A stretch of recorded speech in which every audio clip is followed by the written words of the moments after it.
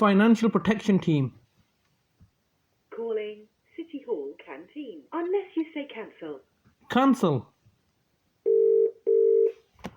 12744321111.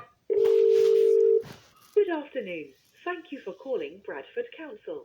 Please say the full name of the person or... I didn't catch that. Please hold for the operator.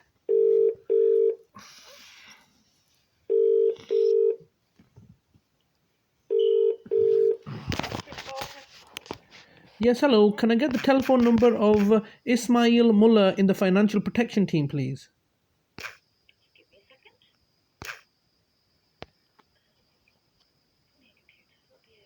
Do behave, should I say.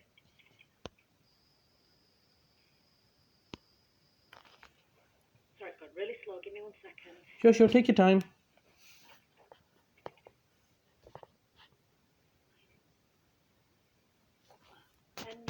NULLA, is it? That's correct. It's Bradford 01274. Just 1 second. I mean, I can put you through, but I'll give you numbers as well just in case. 01274, yes. 432 432 675. 675. Could you also give me the number of Pat Verdanian in the same team? Daniel, is it? Yep, Verdanian.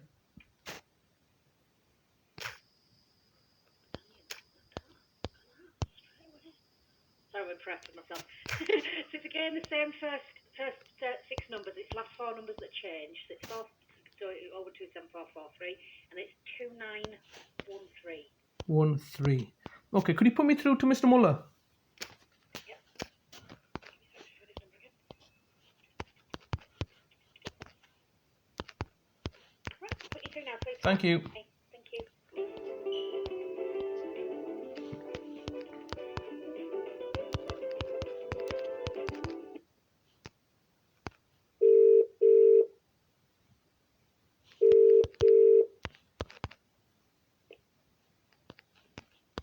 Hello.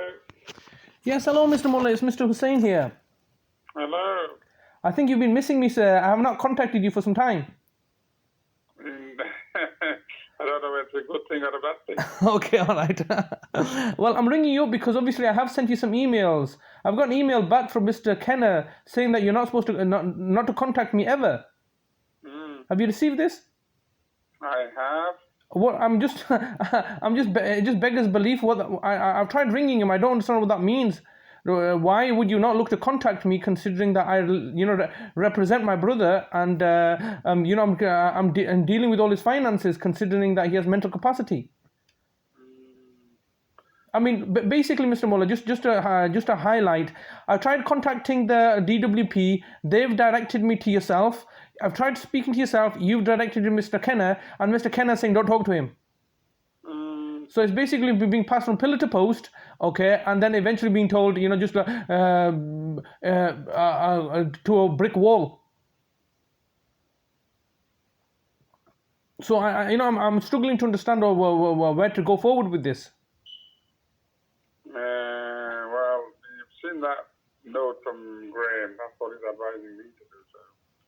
Well, I mean, Eid's coming up. My brother, obviously keeps on saying to me he wants to go back to Pakistan. Obviously really had a good time there. What am I supposed to tell him? He keeps on asking me, when are we going to go back to Pakistan? I've tried to fob him off, saying, look, because of this coronavirus. Current circumstances, you probably won't be able to go now. That's right. That's what I'm saying. I mean, I've explained to him that, because of the coronavirus, the tickets are extortionate. They're about, I think, £3,000 per person, or £3,000. Number one, and number two is that obviously because of the coronavirus, everything's been put on hold. But the reality is that my brother, I'm living here with my brother. You're providing money for 2 weeks worth, all right, which is not acceptable. There was a sum of money that's come to yourself from the DLA money, all right. We need access to this. That we've got bills to pay, just for yourselves to hold on to the money. And then it's just shocking what Mr. Kenner is saying, that don't talk to him ever. We're just going around in circles. Mr. Kenner's only taken up this case after Rachel Mann was supposed to be dealing with this. I don't know what's happened to Miss Mann. I ring her up every day and leave her a message. I don't think she's in. Is she? I don't think she's working anymore. Don't know. I don't know whether she's still with the council or she might have left. I don't know. Well, like I said, I mean, this situation just keeps on bouncing from just bouncing around. And all I've really asked for, Mr. Mulla, is, and quite rightly, that give us some legal paperwork. The only legal paperwork I've received is from Pat Vidanian in October with your signature on it, saying that the matter's with the court or something, or you're making an application to the court. That's the only thing. That making an application is not a court order. So not only have we not received any court order authorizing you, the local authority, to take child's finances, which is in itself, Mr. Mulla, kind of ridiculous, because that order was made when the local authority were not even an applicant in that case. And normally what happens is the court of protection, and I'm sure you're familiar with this, if there are circumstances where there's nobody appropriate within the family environment to take... You're not listening. I'm still saying, well, I can't, my hands are tied because this is what the legal advice is. So. No, but... I can't say much and I can't really give too much. But... The only thing... I think Mr. Kenner has not responded to me. He's just sent it to you, that letter, that email. Have you had a word with him, or is it just by email? I've just got the email. I mean, have you spoken to him since? Have you actually spoken to him directly? No. To this date, you've not spoken to him. All your correspondence have been via email. Yeah. Okay, all right. Well, that's concerning. Why has they not spoken to you? Clarify the situation. Well, I might speak to him later. Yeah, I mean, obviously, this is the reality of the situation. Or, I mean, it's saying for confidentiality reasons that you're not supposed to speak to me. What confidentiality reasons? I'm failing to understand it. This is why I wanted to gain some clarity. Obviously, I deal with all my brother's correspondence, considering he doesn't speak English, number one. And number two, the local authority last year attempted to, or the year before, have attempted to go to court and become the nearest relative, and that all failed.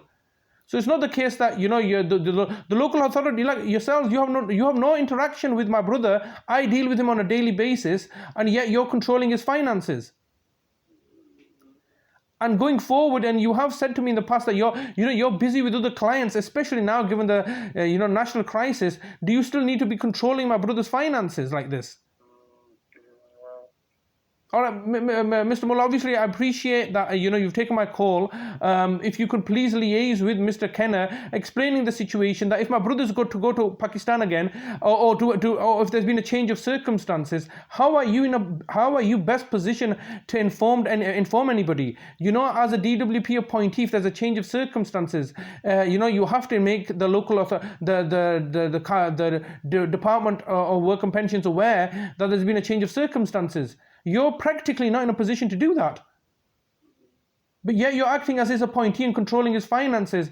And it concerns me, Mr. Mulla, and it should concern yourself as well, that healthcare professionals, when there's a national shortage of PPE equipment, are now having to come and deliver, physical money into my hand or my brother's hands, physical money. When I go to B&Q and other shopping centres, they're saying, we don't accept cash payments anymore. It's just ridiculous that you're at a stage of national crisis, that Mr. Mujijati Ree is coming down and hand delivering money when they've got better things to be doing. This is not resolving itself. I'm just concerned, Mr. Mulla, that the local authority, like vultures, are sitting back after placing our family in these circumstances, looking and hoping for a crisis to be created, only so they can come and financially profiteer at the direct suffering of me and my brother. Look, we're suffering.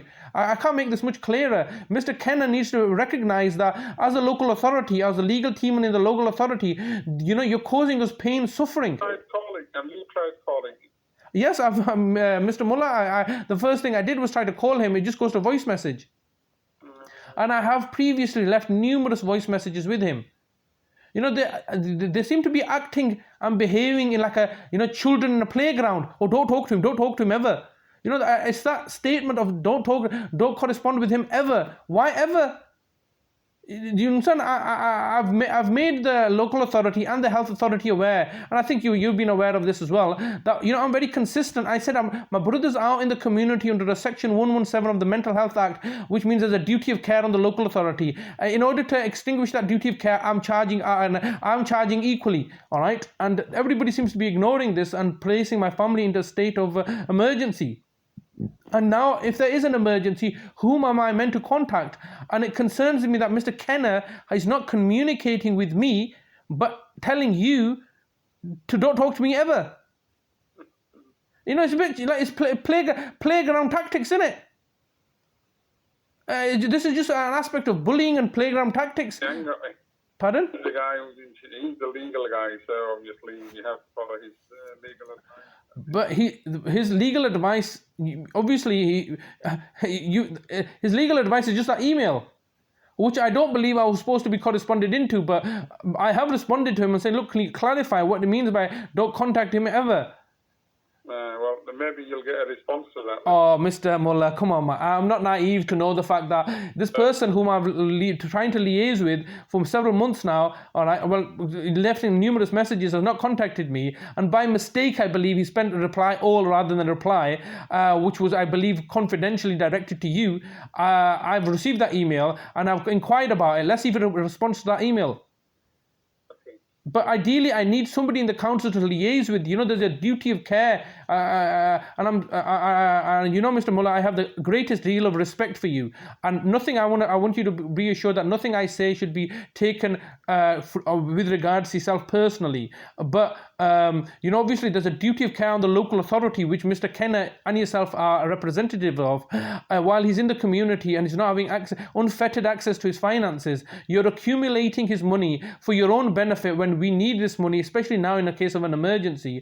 And I'm told, oh, don't talk to him. This is very childish for a local authority to be acting and behaving this manner. Mr. Mulla, I'm going to look to bring this call to a conclusion. Thank you very much for taking my call and liaising, giving me the respect that I deserve, and not slamming the phone on me. And also, please, can I ask you to speak to Mr. Kenner or speak to Parveen Akhtar, head of legal services, because ultimately her or Kirsten England are fully held accountable. This situation is not going to resolve itself. So please, I ask you to either speak to Bev Mabry, Parveen Akhtar, or Kirsten England regarding this matter. And the advice that you've received from Mr. Kenner, which is basically a one sentence statement, don't speak to him ever. Can you ask your senior managers to determine how we are supposed to progress and bring a resolution to this matter, considering my brother remains in my care? Okay, all right. Well, thank you very much, Mr. Mulla. Okay. Goodbye.